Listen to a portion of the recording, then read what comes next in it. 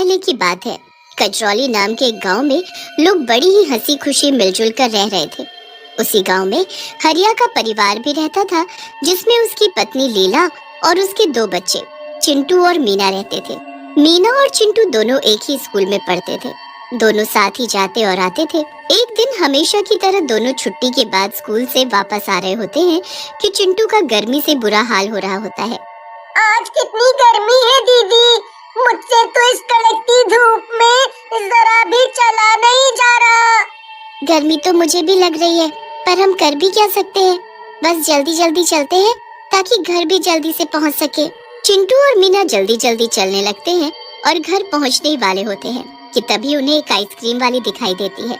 Ice cream ले लो, ice cream, रंग बिरंगी मीठी मीठी ठंडी ठंडी आइसक्रीम ले लो। अरे ये आइसक्रीम वाली कौन है? हमारे गांव में तो कोई आइसक्रीम वाली नहीं है। अरे दीदी वो छोड़ो, आप मुझे बस आइसक्रीम दिला दो। अरे पर मेरे पास पैसे नहीं है, तो मैं तुम्हें कैसे आइसक्रीम दिला दूं? नहीं नहीं, मुझे भी आइसक्रीम चाहिए। मुझे नहीं पता, मुझे आइसक्रीम खानी है। अरे बेटा क्या हुआ, क्यों रो रहे हो? मुझे आइसक्रीम खानी है, पर दीदी है कि मुझे आइसक्रीम दिला ही नहीं रही। अरे आंटी मेरे पास पैसे ही नहीं है, ये है कि समझने को तैयार ही नहीं है। अरे बेटा तो क्या हुआ, तुम मेरे बच्चे जैसे ही तो हो। आओ और आइसक्रीम खा लो, मुझे पैसे नहीं चाहिए। इतना सुनते ही चिंटू खुशी से आइसक्रीम वाली के पास भागता है और रंग बिरंगी आइसक्रीम देखने लगता है। चिंटू माँ बहुत गुस्सा करेगी, मैं बता रही हूँ। ऐसे कभी किसी से बिना पैसे के कुछ नहीं लेना चाहिए।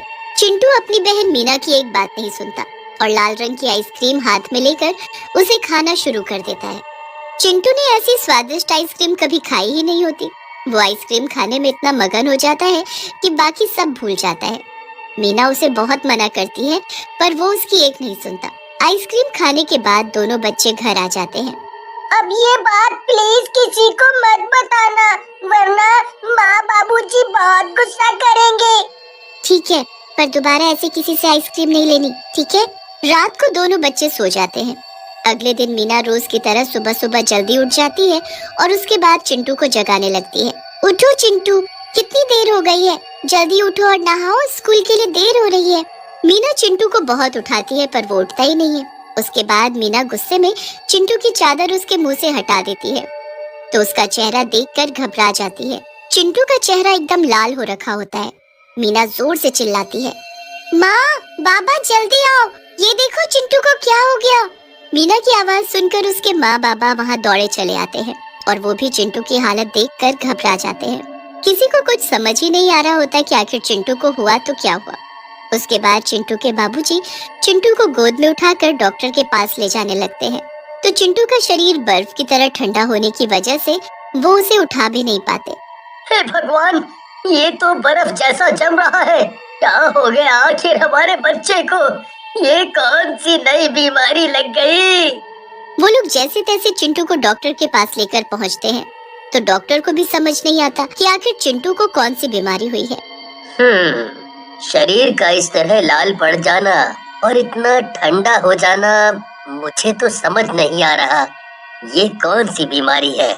मैंने आज तक न ऐसी कोई बीमारी देखी और न कभी इसके बारे में सुना। चिंटू के माँ बाबा चिंटू को घर ले आते हैं और उसकी घर में ही देखभाल करने लगते हैं। 2-4 दिन ऐसे ही निकल जाते हैं। फिर मीना अकेले ही स्कूल जाना शुरू कर देती है। स्कूल से आते वक्त उसे वही आइसक्रीम वाली आइसक्रीम बेचती दिखती है। मीना उस आइसक्रीम वाली को देखती रहती है। उस आइसक्रीम वाली के पास कुछ गरीब बच्चे खड़े होते हैं, जिनको वो उनकी पसंदीदा आइसक्रीम दे रही होती है। बताओ बेटा, तुम्हें कौन सी आइसक्रीम चाहिए? मीना जब भी छुट्टी के वक्त स्कूल से बाहर आती, तभी उसे वो आइसक्रीम वाली वहीं खड़ी दिखती। पर अजीब बात तो ये थी कि कभी वो बच्चों से आइसक्रीम के पैसे ही नहीं लेती थी। वो हमेशा ऐसे ही बच्चों को आइसक्रीम दे दिया करती थी। एक दिन की बात है, जब मीना स्कूल से घर पहुंची ही होती है कि वो देखती है उसके साथ वाले घर में रहने वाला राजू नाम का एक बच्चा बड़ी ही रंग बिरंगी आइसक्रीम खा रहा होता है। अरे वाह राजू, तेरी आइसक्रीम तो बड़ी सुंदर है। हाँ दीदी, देखो देखो कितनी सुंदर है। अगले दिन सुबह सुबह जब मीना सो रही होती है, तो उसे साथ वाले घर से कुछ लोगों के रोने की आवाज आती है। मीना और उसके माँ बाबा उठकर बाहर जाकर देखते हैं। वो लोग घर के अंदर जाते हैं तो वहाँ राजू बिस्तर पर पड़ा होता है। और उसके माँ बाबा बुरी तरह रो रहे होते हैं। हाय, मेरे बच्चे को क्या हो गया? क्या हुआ भाभी?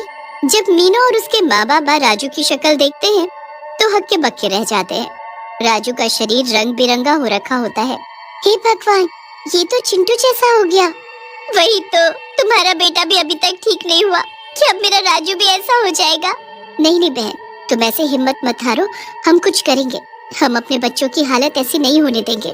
सब राजू को देखने आने लगते हैं, पर मीना के दिमाग में तो उस वक्त कुछ और ही चल रहा होता है।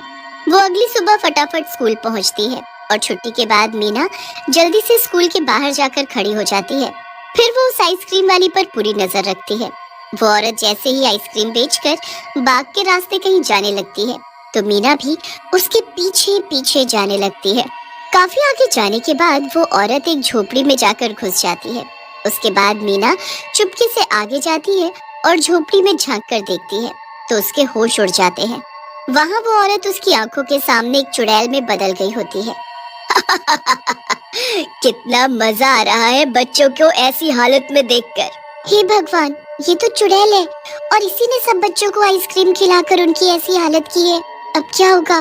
मुझे सब पता करना होगा, तभी मैं सब बच्चों को ठीक कर पाऊंगी। मीना वहीं खड़ी रहकर सब देखती रहती है।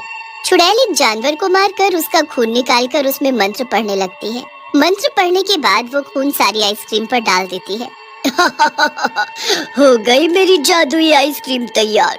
अब मैं कल ये आइसक्रीम बच्चों को खिलाकर उनको बर्फ का बना दूंगी।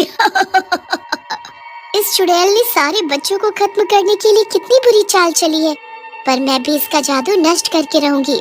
मीना जल्दी से गांव वापस जाकर सबको चुड़ैल के बारे में बता देती है। गांव वाले मीना की बात सुनकर हक्के बक्के रह जाते हैं।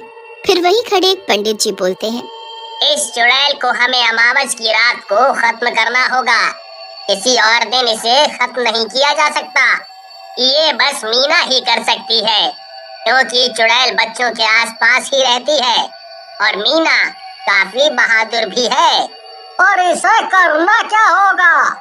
इसे सामग्री से भरी एक हांडी को चुड़ैल के घर में रख कर आना होगा। इस हांडी में इतनी गर्मी है कि वो सारी आइसक्रीम को पिघला देगी। जैसे ही वो आइसक्रीम पिघलेगी, वैसे वैसे वो चुड़ैल भी पिघल जाएगी। बस फिर सब अमावस की रात का इंतजार करने लगते हैं। जैसे ही वो रात आती है, मीना आधी रात में वो हांडी लेकर उस चुड़ैल के घर में जाती है। मीना उस हांडी को चुड़ैल के घर में रख तो देती है, पर जैसे ही वो घर से बाहर जाने लगती है, चुड़ैल उसके सामने टकरा जाती है। मीना चुड़ैल को देखकर बहुत ज्यादा घबरा जाती है। तू यहाँ क्या कर रही है? तुझे मेरे घर का कैसे पता लगा? मैंने कुछ नहीं किया, मुझे जाने दो, मुझे जाने दो। ऐसे कैसे जाने दो? मुझे तो लग रहा है तू ही है जिसने मेरी आइसक्रीम पर कुछ ऐसा किया है कि उसका जादू काम ही नहीं करता। नहीं नहीं, मैंने कुछ नहीं किया, मुझे जाने दो। चुड़ैल मीना के बाल पकड़ती है और उसे घसीटते हुए घर के अंदर ले जाती है। मीना बुरी तरह चीखने चिल्लाने लगती है, पर चुड़ैल को कोई फर्क नहीं पड़ता। आज मैं तेरे ही खून पर जादू करके उसे इन सभी आइसक्रीम पर डालूंगी। चुड़ैल मीना को एक कोने में बांध देती है। उसके बाद जैसे ही चाकू एकदम पैना हो जाता है, वो खिड़की से आसमान में चांद की तरफ देखकर मुस्कुराती है। आ गया सही वक्त। अब मेरी जादुई आइसक्रीम फिर से अपना कमाल दिखाएगी। बस उस पर एक बार इंसानी खून चढ़ जाए। चुड़ैल हंसती है और चाकू उठाकर मीना की तरफ बढ़ने लगती है। वो जैसे मीना की गर्दन पर वार करती है कि चाकू के साथ उसका हाथ पिघलकर नीचे गिर जाता है। ये क्या हुआ? मेरा हाथ क्या किया है तूने लड़की? जल्दी बता मुझे। चुड़ैल दूसरे हाथ से चाकू उठाती है, पर जैसे ही वो चाकू को हाथ लगाती है कि दूसरा हाथ भी पिघल जाता है।